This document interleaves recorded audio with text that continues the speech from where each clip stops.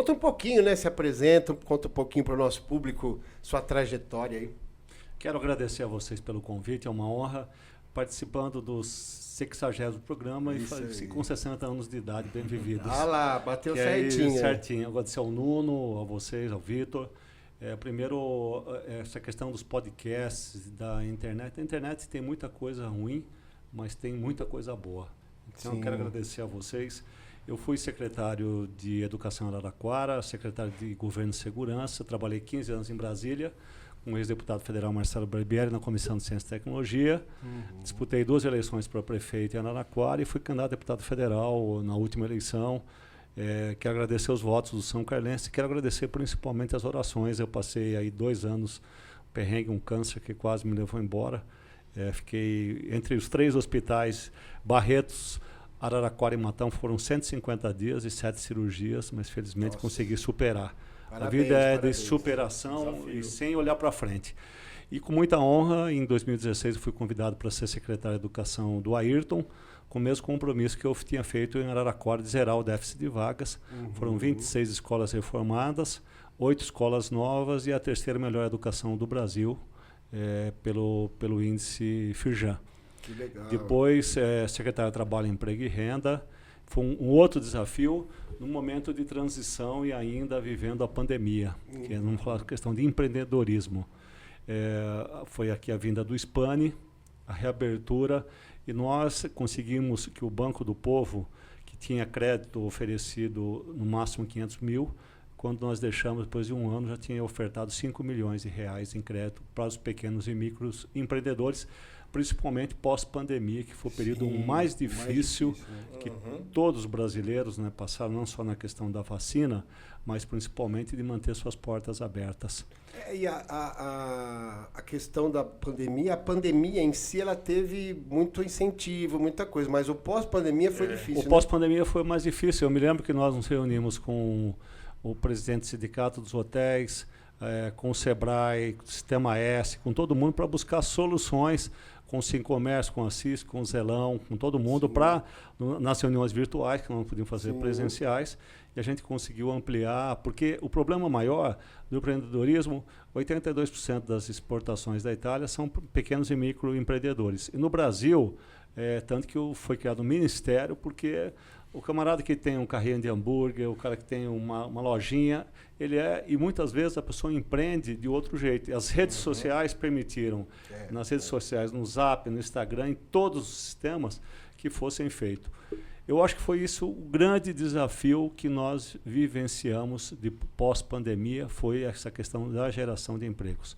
Nós fizemos a Sala do Empreendedor em parceria com a Michele, que é do Sebrae. Já teve aqui no nosso programa. Teve uma grande mulher que veio de Guarulhos, que tem turismóloga, uma pessoa que tem muita noção das coisas.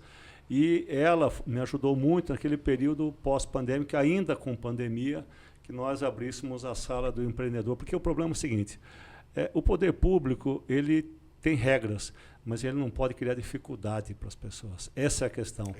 Você precisa ter um jeito para você pagar um imposto, o imposto vem rapidinho na tua casa. Vem online, vem por carnê, tal. Você pode parcelar. Aí, na hora de abrir a empresa, é tanta burocracia, é vigilância epidemiológica, vigilância sanitária, o contador, Receita Federal, Juscesp, que o cara acaba desanimando de criar uma coisa. É importante ter algum tipo de burocracia, controle. Sim, uma regulamentação. Uma regulamentação. Mas como é que Mas o processo precisa ser rápido. Então, exatamente, não é um processo tão rápido, né? E quanto que isso atrapalha abrir outras empresas? Porque o MEI é até que rápido, né? Você entra no site, sim, a questão é a seguinte, é que a que partir do MEI, crescimento, porque é o seguinte, hoje nós estamos num país que o emprego está voltando, os juros ainda são extorsivos, o problema maior, eu acho o seguinte, eu sou contra a independência do Banco Central. Não é possível você colocar um ex-banqueiro lá do Santander para cuidar do dinheiro que é do povo brasileiro. Entendeu? É da raposa para cuidar das galinhas. E essa questão do Senado ter feito essa mudança, o governo passado fez, de colocar autonomia do Banco Central, nós vivemos no Brasil. Parece você hoje falar em independência, falar em soberania, parece uma coisa meio fora de moda, mas continua em voga. Continua na moda, porque é o seguinte, todo o recurso que a gente tem, infelizmente, esse ano o Brasil pagou de juros da dívida 792 bilhões de reais. 792 bilhões. Esse ano. O ano passado, ano retrasado, antes do Lula virar presidente, o Brasil pagou 1 trilhão de juros. É o juro do financiamento do carro, da casa própria.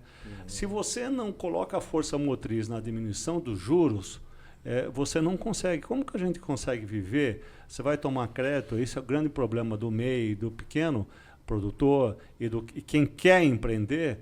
Nós precisamos baixar essa taxa de juros, que é a maior do mundo ainda. Mas como faz isso num país de rentistas? Então, no problema é o seguinte que... o MEI é a maioria, né? A maioria, quando precisa acabar com a especulação financeira, banqueiro virou dono da Americana, só que quando dá problema aí os 20 bilhões lá que fizeram na CVM, vira problema do Estado. Quando é o lucro, é meu. Privatizaram a empresa brasileira de energia, né? Que foi vendida. Eletrobras. O mesmo grupo que deu golpe na Americanas. Distribuir o lucro para os empresários. O problema é esse. O capital é capital de motel. Ele vai onde dá lucro. Onde não dá, ele é especulativo. Eu trabalhei com o ex-governador Orestes Quercia. O Delfim Neto ainda está vivo. Eu me lembro, o Delfim fez o programa de governo para o Quercia. Eu estava em Taubaté, em 1992. Faz tempo. Mas o Delfim falava... Ele falava, Mengatti, o problema de Araraquara especificamente tratou, porque ele tinha um estudo macro, que tem muita garagem de carro. Nada contra os garagistas, pelo amor de Deus, vem aqui para fechar a garagem. Mas a grande Araraquara, não São Carlos, ele fez um parâmetro.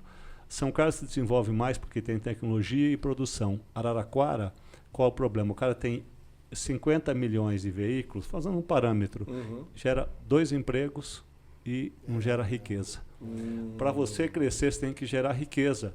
Para gerar riqueza, tem que abaixar os juros. Não é possível a gente viver um juro extorsivo.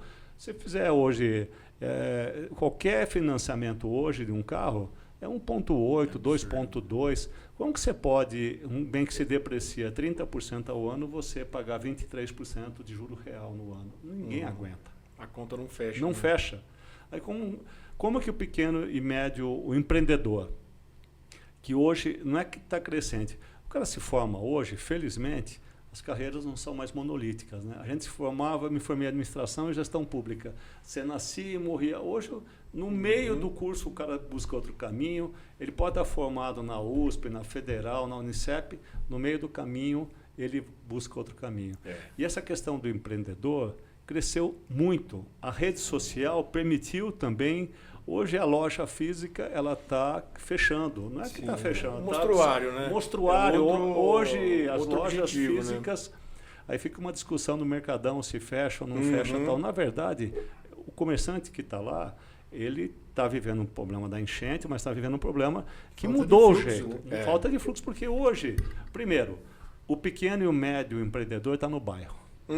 Você mora no bairro, no Santa Felícia, você vai no mercado lá, na pizzaria, você vai na loja, você vai na padaria, vai no posto, vai no pneu. Farmácia, mudou, o cara não vem mais para o centro da cidade. Entendeu? Os famosos corredores comerciais. E lá estão os pequenos empreendedores. Eles estão na rede social, estão também nos bairros. Mudou a configuração do comércio e vai mudar. Vocês são bem mais jovens que eu. Quando se falava em LP, para o CD, para isso, acabou as lojas. Está mudando o mundo. Quem imaginava em Spotify, o mundo está mudando. E a gente o poder público tem que andar na mesma velocidade. Não dá para o cara, vai abrir, empreender, passa em 10 secretarias e fica lá, o cara demora 2 meses. Sabe por quê? Eu tenho 40 anos de vida pública, né? A tua pressa, muitas vezes a minha pressa não é a pressa de quem está passando fome, de quem perdeu o emprego, pegou seu fundo de garantia ou pegou um financiamento, um crédito para empreender. Então, o poder público não pode ter um marasmo, entendeu? Não pode ter a má vontade nem do funcionário de carreira e muito menos do secretário e do gestor. Você precisa canalizar tudo em uma sala, por isso que eu sou defensor, e nós fizemos lá quando eu fui secretário de governo em Araraquara, quando o Barbieri foi prefeito, a sala do empreendedor. o Walter Merlos, que era vice-prefeito, que é dono de uma grande empresa, nós desburocratizamos, porque chegava lá, o cara tinha que atravessar a cidade para fazer na vigilância. No único lugar, você tem que ter todos os órgãos. O cara sai de lá, mais ou menos como nos Estados Unidos. O shopping do empreendedor, né? O shopping empreendedor. Nos Estados Unidos, o que tem? Você vai e empreende. Você abriu lá com o teu CPF, o teu CNPJ. Se você fizer alguma barbaridade, você vai para a cadeia. Você tem prazo. Mas a gente não pode deixar o cara que vai abrir criar tanto entrave, tanta burocracia, que a gente perde, o cara desanima e vai, ou se não perde. Eu falo o seguinte... Mas ele vai para o informal, as cidades acabam perdendo essa formalidade, receita. Ele vai vender doce na rua, vai vender sem nota, vai vender sem Anvisa, sem CIF, entendeu? Sem fiscalização. A gente não pode deixar aquele que pode empreender, eu concordo com você. A gente não pode deixar que não ter regra, porque senão vira coisa... Claro, tem que ter o mínimo de regulamentação. Né? Sim. É ruim para quem está comprando, no caso sim, porque eu quero comprar um queijo, mas eu quero ter CIF, eu quero ter vigilância. Exatamente. Entendeu? Mas a gente não pode criar tanto entrave para o cara, senão a gente vai acabar perdendo tudo que ele conquistou. E essa questão do empreendedorismo no Brasil, eu vi o Márcio falando semana atrasada, ele e o presidente Lula lançaram uma mulher empreendedora. As mulheres hoje, graças a Deus, que elas têm mais juízo que nós, que somos homens, 58% da população são mulheres. E mais de 62% são empreendedoras. Então, às vezes, ela junta 3 passadeiras e monta uma empresa para passar roupa. A outra junta para fazer doce. A outra é salgado. Para ajudar na renda da família, para sustentar muitas vezes... de costura, para arrumar. Quantos de nós já não fomos arrumar uma roupa, trocar um zíper? Entendeu? Essas pessoas, e assim como os homens, têm que ter apoio. Mas as mulheres estão na vanguarda, porque muitas vezes elas são arrimos de família. Sim. Só tem o sustento dela. Ela tem que dar conta em 3 turnos e levar o filho na escola e à noite ainda, ou senão... Então, é isso que o poder público tem que olhar para quem traz muito emprego, fundamental. Ciência e tecnologia, as startups que São Carlos, né, é pioneira no mundo. Isso tem que ter apoio também, mas... Aquele que está na base, que muitas vezes não está dentro de uma startup, ele tem que ser olhado, porque é uma pessoa... Eu falo, se a gente olhar só para o todo, mas você tem que olhar para a vida de cada um, porque se você não olha para a mulher, para o homem, para o empreendedor... Eu vi né, o Gustavo, que é do Conselho da Comunidade LGBT, teve a primeira feira da diversidade. Quanto foi importante? Tinham lá vários da 15, né? Quanto foi importante isso de ter...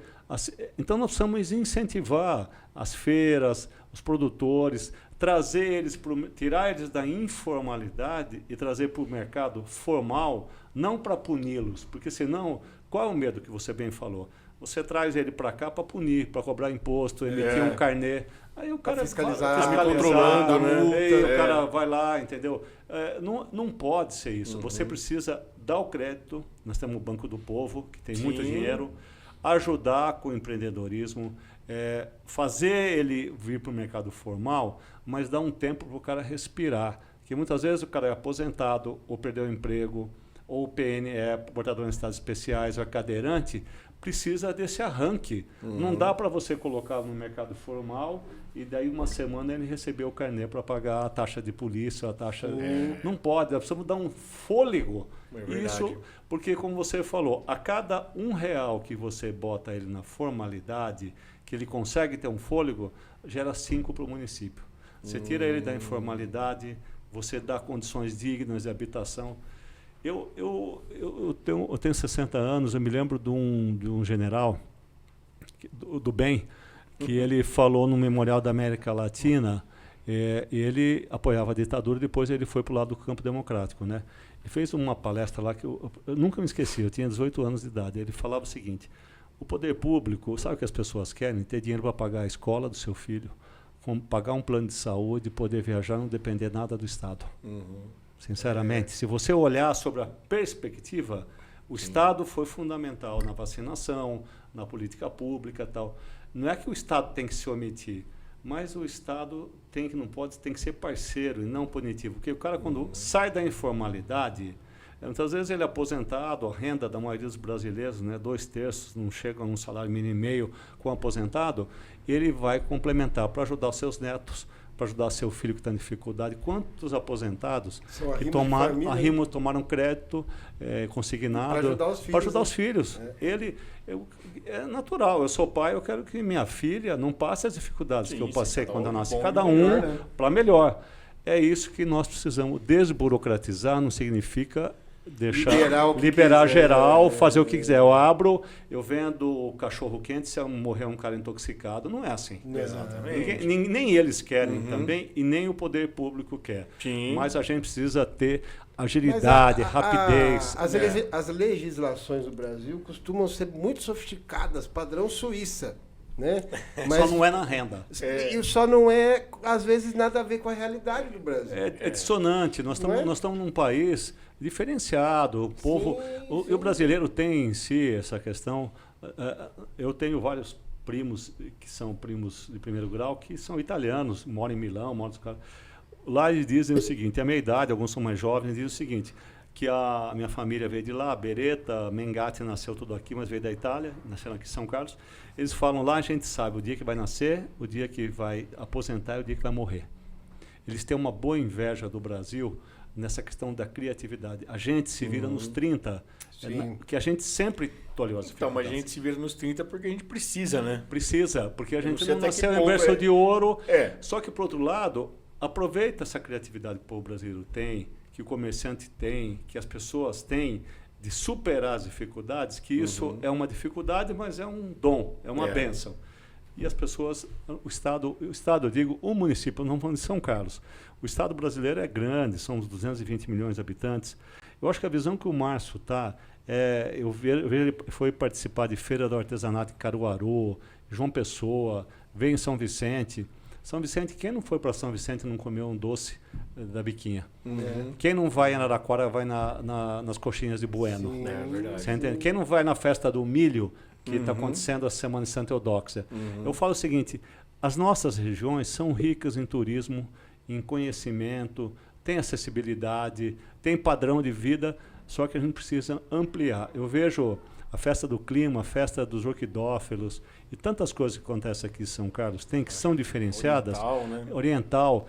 Quanto que é bom para quem consome. Eu não vou fazer propaganda aqui, que não pagou nada, mas o lanche de pernil que tem aqui em São Carlos, de um amigo nosso, que vocês sabem, vou falar para uma questão, vou fazer o merchandising. Pode falar, não tem problema. Mas você sabe, ele é de Santa Eudóxia, é o melhor lanche de pernil que você come no interior de São Paulo. E as feiras para ele representam muito grande. Ele vende 500, 600, 700 lanches. Tem a Chica Doida lá também. A Chica Doida, que é uma delícia.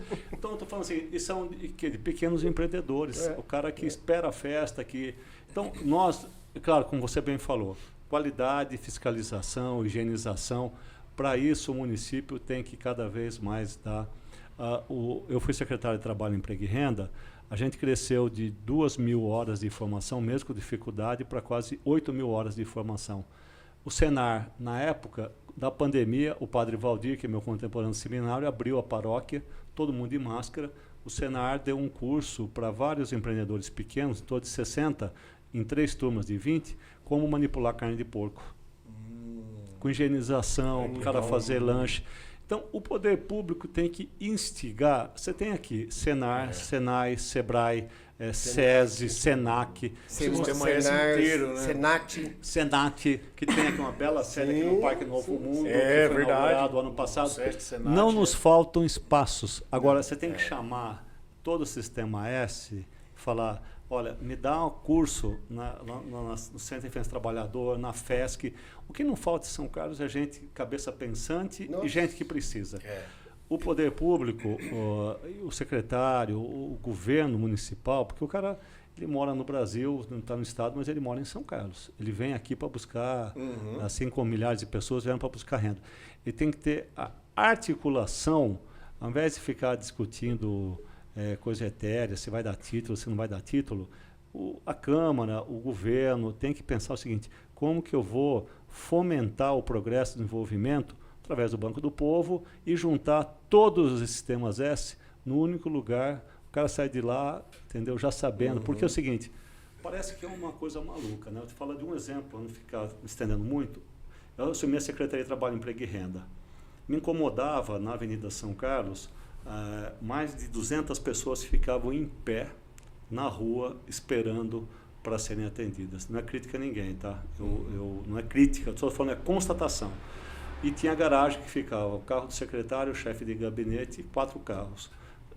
Carro para em qualquer lugar. Eu falei, gente, acabou. Reformamos, dignidade, um café, uma água. E você acha que não, né? Muita gente vem... Eu me deparei várias vezes, o pai, a mãe e o filho vindo a pé de uma Bidenur porque não tinha R$5 para pagar o ônibus. Sem fazer proselitismo, sem ficar achando que as pessoas são coitadas. Essa é a realidade que se impõe. Aí o cara sai lá do Araci, sai de todos os bairros, vem lá de Santa Eudóxia, pega um ônibus, gasta dinheiro, gasta gasolina. Aí, não, mas você tem que ir lá, não sei onde e tal. Nós não podemos mais perder tempo, porque uma vida que você perde, um emprego que você perde, um tempo que você perde, não é o seu tempo, é o tempo dos outros. Sim. Nós precisamos juntar isso e colocar num único lugar para que o Sistema S tem muito a oferecer. Poucos lugares do mundo têm o que nós temos aqui no Senar, Senai, SESC, Senac. É um celeiro de gente boa, capacitada e de graça. E isso que você falou é muito importante, porque hoje o cara, a pessoa, né, o cara, a mulher, vai lá, tira a sua MEI, vai fazer coxinha, sim, sei lá. Sim. Mas hoje ela é a própria secretária ou secretário, ele é o atendente ou atendente, sim, ele tem que estar na rede social, então ele tem que ser o próprio publicitário ou publicitária. E às vezes ele tem que só fazer coxinha, né? Mas ele tem que fazer 4, 5 funções, tem que ser o financeiro. Tem que ser. Muitas vezes tem que dirigir o seu carro, que ele leva a caixa de isopor, ou um carro aclimatado. Que, você entende as dificuldades. E a pessoa só sabe fazer coxinha, ela não sabe mexer em rede social, não sabe fazer nada. Então, atender os outros. Mas nós temos que olhar isso de perto. O poder público não pode ficar encastelado só na Episcopal. Nós temos que pegar o centro de trabalhador que tem nos bairros, pegar a Casa da Juventude, pegar os centros da juventude que tem, e nós temos que ter a coragem de mudar um pouco, com todo respeito. Eu não sou funcionário público de carreira, mas respeito os funcionários públicos. Mas não dá a gente picar cartão, né, explorar as pessoas, fazer trabalhar 24 horas. Quando que o cara tem tempo para fazer um curso? Sábado, domingo, à noite. Verdade. Mas dentro de oferecer aqui no centro, o cara não tem nem dinheiro para pegar o ônibus. Quanto mais... E às 10 da manhã. Às 10 da manhã para dar um curso. De quarta-feira. Você entende? Ele precisa o pão dele, né? O pão dele. Então você precisa, o poder público tem que estar antenado para ir de encontro. Onde estão esses... Para isso que nós precisamos usar as ferramentas da tecnologia.